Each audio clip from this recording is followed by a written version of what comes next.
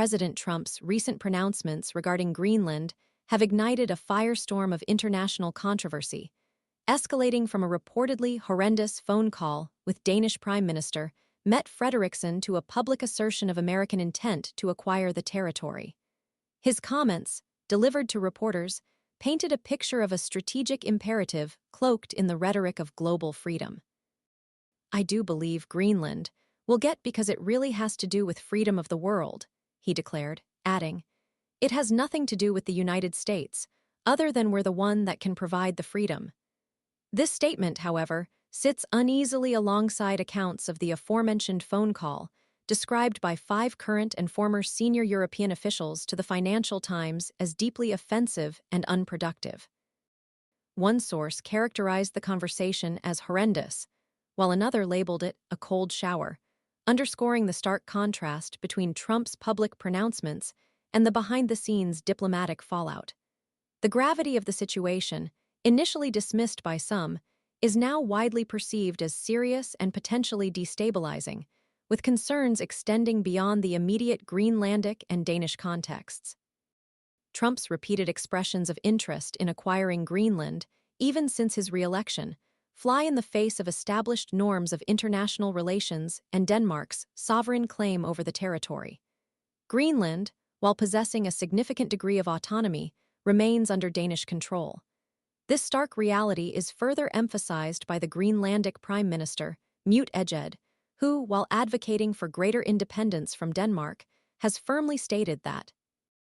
Nevertheless, Ejed has expressed openness to enhanced collaboration with the US in specific sectors, such as mining, highlighting the complex political landscape and the potential for a nuanced relationship beyond outright acquisition. The strategic importance of Greenland, nestled between North America and Europe, has been amplified by the climate crisis.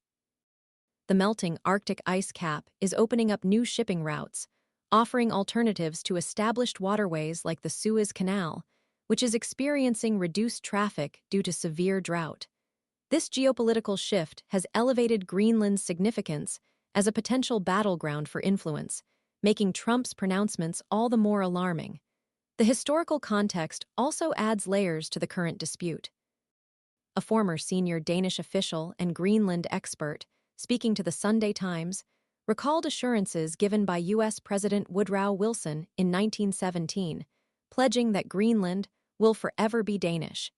This historical context serves as a stark reminder of prior commitments and underscores the potential for long-term damage to U.S.-Danish relations through Trump's actions. Trump's aggressive posture extends beyond Greenland. He has refused to rule out using economic or military coercion to achieve his objectives, not only regarding Greenland, but also the Panama Canal, which he similarly desires under U.S. control.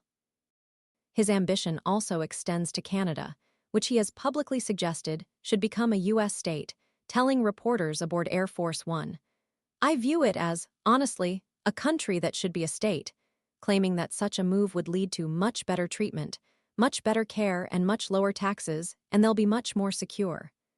This sweeping vision of North American geopolitical restructuring further accentuates the disruptive and potentially destabilizing nature.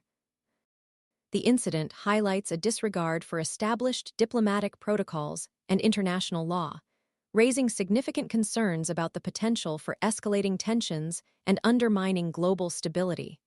The future of Greenland, and indeed the broader Arctic region, hangs in the balance as a result of Trump's aggressive and controversial actions.